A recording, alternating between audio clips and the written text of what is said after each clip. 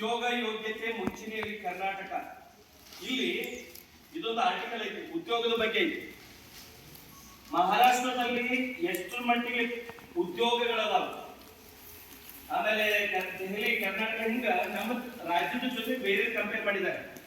ಉದ್ಯೋಗ ಮತ್ತೆ ಯೋಗ್ಯತೆಗಳು ಏನೋ ಅನ್ಎಂಪ್ಲಾಯ್ಮೆಂಟ್ ಇವೆಲ್ಲ ಏನಿದೆ ಅದ್ರ ಬಗ್ಗೆ ನೀವೆಲ್ಲ ಮಾಹಿತಿ ತಗೋಬಹುದು.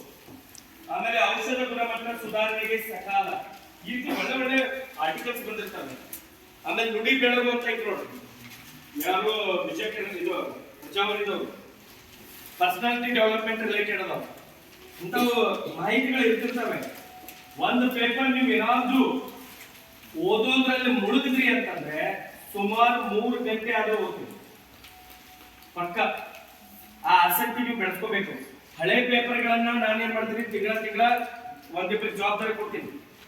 ಆಸಕ್ತರು ಎಲ್ಲರಿಗೂ ಅಲ್ಲ, ಕಂಪಲ್ಸರಿ ಅಲ್ಲ, ಆಸಕ್ತರು ನಿಮ್ಮ ಹತ್ರಕ್ಕೆ ಬರ್ತಾರೆ, ನ್ಯೂಸ್ ಪೇಪರ್ ಇಸ್ಕೋತಾರೆ, ಓದ್ತಾರೆ, ಮತ್ತೆ ಅದನ್ನ ನೀಟಾಗಿ ರಿಟರ್ನ್ ಮಾಡ್ಕೊಬೇಕು. ಅದೇ ರೀತಿ ಹುಡುಗರು ಏನಾದ್ರು ಮಾಡ್ತೀನಿ ಅಂತಂದ್ರೆ 1000 ಕಡೆಗೂ ಒಂದಿಬ್ಬರನ್ನ ಅರೇಂಜ್ ಮಾಡಿ ಬುಕ್ಸ್ ಇದನ್ನ ಕೊಡೋಣ, ಓದು.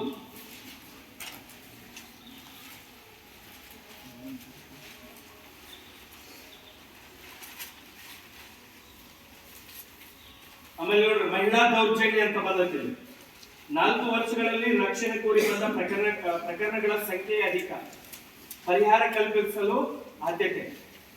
8569 ಪ್ರಕರಣ ದಾಖಲಾಗ್ಯಾವ, ಅದಕ್ಕೆ ಪರಿಹಾರ ಎಷ್ಟು ಸಿಕ್ಕೈತಿ? ಸೊ ಈ ರೀತಿ ನೀವು ಭಾಷಣ ಒಳಗ ಈಗ ಸಪೋಸ್ ಮಹಿಳಾ ಸುರಕ್ಷತಾ ಬಗ್ಗೆನೋ ಇಲ್ಲ ಅಂತಂದ್ರೆ ಲೈಂಗಿಕ ದೌರ್ಜನ್ಯ ಬಗ್ಗೆ ಏನಾದ್ರೂ ಒಂದು ಎಸ್ಸೆ ಕೇಳಿದ್ರು ಅಂತಂದ್ರೆ ಅಥವಾ ಸ್ಪೀಚ್ ಅಂತ ಬಂದ್ರೆ ಇವನ್ನೆಲ್ಲ ನೀವು ಅಲ್ಲಿ ಬಳಸ್ಕೋಬಹುದು. ಇದು ಎಕ್ಸಾಕ್ಟ್ ಡಾಟಾಗಳು.